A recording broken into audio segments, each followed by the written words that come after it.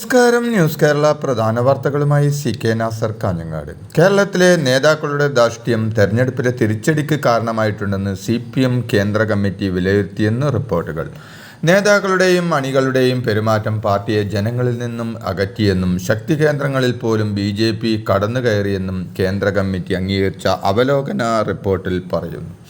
അതേസമയം SFIയിലെ ചില പ്രവണതകൾ ജനങ്ങൾക്കിടയിൽ അവമതിപ്പുണ്ടാക്കിയെന്നും വ്യാജ സർട്ടിഫിക്കറ്റ് വിവാദവും സംസ്ഥാന സെക്രട്ടറി PM അർഷോയുമായി ബന്ധപ്പെട്ട വിഷയങ്ങളും CPMനെയും SFIയെയും ജനങ്ങൾക്കിടയിൽ ഇടിച്ചു താഴ്ത്തുന്ന സാഹചര്യമുണ്ടാക്കിയെന്നും CPM സംസ്ഥാന സെക്രട്ടറി MV ഗോവിന്ദൻ തുറന്നടിച്ചതായാണ് റിപ്പോർട്ട്. പ്രതിപക്ഷത്തോടുള്ള പ്രതികരണങ്ങൾ കരുതി വേണമെന്ന് മുഖ്യമന്ത്രി പിണറായി വിജയൻ പറഞ്ഞു. തെരഞ്ഞെടുപ്പിന് ശേഷം പ്രതിപക്ഷത്തിന് വർദ്ധിത വീര്യമാണ്. അതുകൊണ്ട് പ്രതികരണങ്ങളിൽ ജാഗ്രത പാലിക്കണമെന്നാണ് മുഖ്യമന്ത്രി പറയുന്നത്. നിയമസഭാ നടപടികളുടെ തുടർച്ചകൾ ചർച്ച ചെയ്യാൻ ചേർന്ന LDFന്റെ പാർലമെന്ററി പാർട്ടി യോഗത്തിലാണ് മുഖ്യമന്ത്രി ഇങ്ങനെ ഒരു ആവശ്യം മുന്നോട്ട് വച്ചത്. നിയമസഭയിൽ പ്രതിപക്ഷം സർക്കാരിനെതിരെ ആഞ്ഞടിച്ചിരുന്നു. ഈ സാഹചര്യത്തിലാണ് പ്രതിപക്ഷത്തെ കൈകാര്യം ചെയ്യുമ്പോൾ ജാഗ്രത വേണമെന്ന മുഖ്യമന്ത്രിയുടെ വെളിപ്പെടുത്തൽ.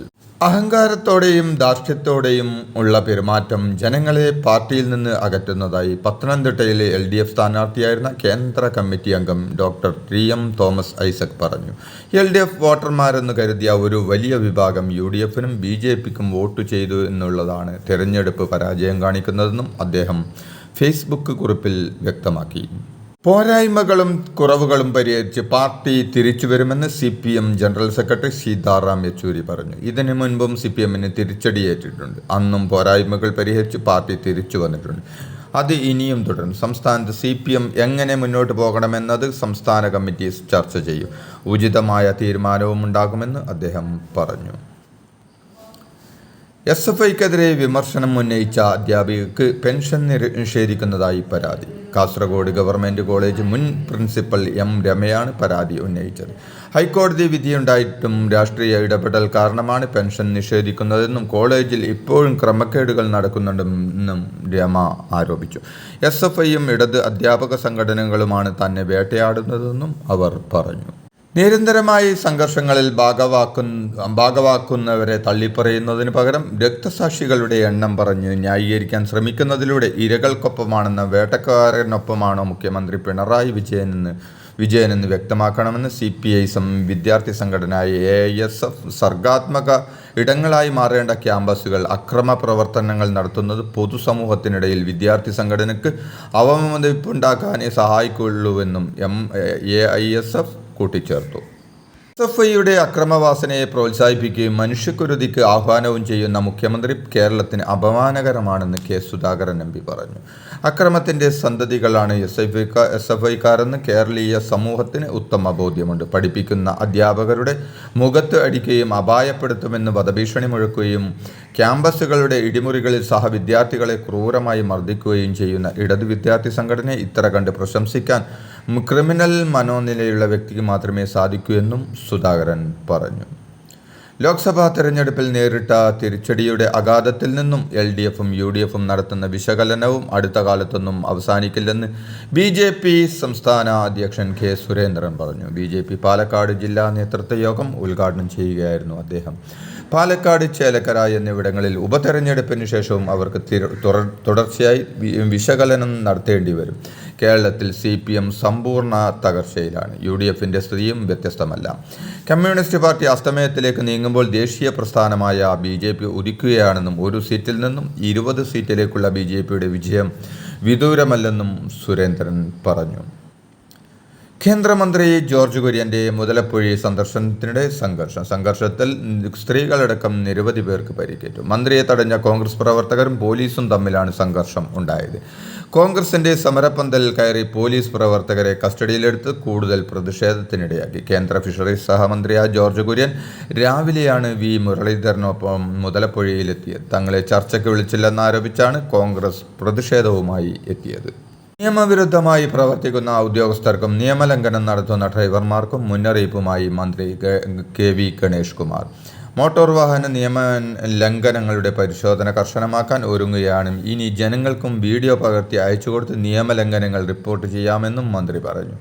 ഇത് ഏതാനും ആഴ്ചക്കുള്ളിൽ നിലവിൽ വരും. പുതിയ ആപ്പിലൂടെ ബസ്സുകളുടെ മത്സരയോട്ടത്തിൻ്റെ വീഡിയോയും സൈഡ് തരാതെ മുന്നോട്ട് പോകുന്ന വാഹനങ്ങളുടെ വീഡിയോയും അയച്ചു കൊടുത്താൽ MVD ആവശ്യമായ നടപടി സ്വീകരിക്കുമെന്നും മന്ത്രി കൂട്ടിച്ചേർത്തു. വിഴിഞ്ഞം അന്താരാഷ്ട്ര തുറമുഖം യാഥാർത്ഥ്യത്തിലേക്ക് എത്തുന്നു. വിഴിഞ്ഞം തുറമുഖത്തേക്കുള്ള ആദ്യ കണ്ടെയ്നർ മദർഷിപ്പ് ഈ മാസം 12-ന് എത്തും. മുഖ്യമന്ത്രിയുടെ നേതൃത്വത്തിൽ വൻ സ്വീകരണമൊരുക്കാനാണ് സർക്കാരിൻ്റെ തീരുമാനം. ചടങ്ങിലേക്ക് നിരവധി പേർക്ക് ക്ഷണം ഉണ്ടായിരിക്കും. എല്ലാ ആധുനിക സജ്ജീകരണങ്ങളോടും കൂടിയാണ് തുറമുഖം യാഥാർത്ഥ്യമാകുന്നതെന്ന് MD ദിവ്യ S. അയ്യർ പറഞ്ഞു. PCC അധ്യക്ഷനും കണ്ണൂർ MP-യുമായ K. സുധാകരനെതിരെ കൂടോത്രം പ്രയോഗം നടന്നതായി ആരോപണം. കണ്ണൂരിലെ സുധാകരൻ്റെ വീട്ടിൽ നിന്ന് കൂടോത്രത്തിനുള്ള സമാനമായ രൂപങ്ങളും തകിടുകളും കണ്ടെടുക്കുന്നതിൻ്റെ വീഡിയോ ദൃശ്യങ്ങൾ പുറത്തു വന്നതോടെയാണ് സംഭവം ചർച്ചയായത്. ദൃശ്യങ്ങളിൽ K. സുധാകരനും കാസർഗോഡ് MP രാജ്മോഹനും ഉണ്ണിത്താനും സംസാരിക്കുന്നതും കേൾക്കാം. 1.5 വർഷം മുമ്പുള്ള വീഡിയോയെക്കുറിച്ച് അറിയില്ലെന്ന് രാജ്മോഹൻ ഉണ്ണിത്താൻ MP പ്രതികരിച്ചു. തൻ്റെ വീട്ടിൽ നിന്നും കൂടോത്രം വെച്ചത് കണ്ടെത്തിയതിൻ്റെ ദൃശ്യങ്ങൾ പുറത്തു വന്ന സംഭവത്തിൽ പ്രതികരണവുമായി K. സുധാകരൻ. കൂടോത്രം ഇപ്പോൾ കണ്ടെടുത്തത് അല്ലെന്നും കുറച്ചു കാലം മുൻപുള്ളതാണെന്നും അദ്ദേഹം പറഞ്ഞു. തന്നെ അപായപ്പെടുത്താൻ ആർക്കും കഴിയില്ലെന്നും K. സുധാകരൻ വ്യക്തമാക്കി. റോയൽ ഡ്രൈവ് യൂസ്ഡ് കാർ ഷോറൂമിൻ്റെ തിരുവനന്തപുരം, എറണാകുളം, മലപ്പുറം, കോഴിക്കോട് ശാഖകളിൽ ആദായനികുതി വകുപ്പ് നടത്തിയ റെയ്ഡിൽ 102 കോടി രൂപയുടെ കള്ളപ്പണ ഇടപാട് കണ്ടെത്തി. മലപ്പുറം സ്വദേശി മുജീബ് റഹ്മാന്റെ ഉടമസ്ഥതയിലുള്ളതാണ് ഈ സ്ഥാപനം. ഇന്ത്യൻ ക്രിക്കറ്റ് താരവും മലയാളികൾ അടക്കമുള്ള പ്രമുഖ സിനിമാ താരങ്ങളുടെ കള്ളപ്പണ ഇടപാടുകൾ കണ്ടെത്തിയതിനെ തുടർന്ന് അവർക്ക് നോട്ടീസ് അയക്കാൻ ആദായ നികുതി വകുപ്പ് തീരുമാനിച്ചു. ആലപ്പുഴ മന്നാറിലെ കലയുടെ കൊലപാതകവുമായി ബന്ധപ്പെട്ട് ഭർത്താവ് അനിൽകുമാറിനെ ഇസ്രായേലിൽ നിന്നു തിരികെ എത്തിക്കാനുള്ള നടപടികൾ പോലീസ് ആരംഭിച്ചു. ഇന്റർപോളിന് വിവരങ്ങൾ കൈമാറിയതായും പോലീസ് അറിയിച്ചു. കേസിൽ 4 പ്രതികളെന്നാണ് പോലീസിന്റെ കണ്ടെത്തൽ. ഭർത്താവ് അനിൽ ആണ് 1-ാം പ്രതി.